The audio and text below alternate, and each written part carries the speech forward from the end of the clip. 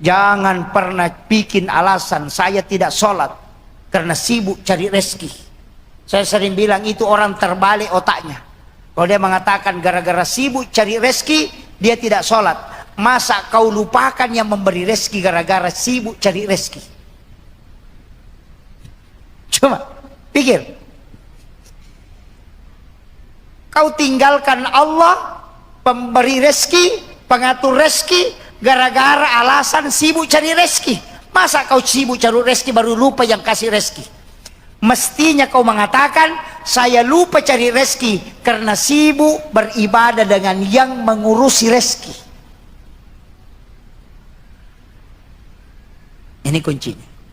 Kadang orang kenapa tidak sholat? Wah, menjual. Kau menjual apa? Cari rezeki. Masa kau lupa yang memberi rezeki gara-gara mencari rezeki? Coba. Ini yang kadang jadi masalah, Pak.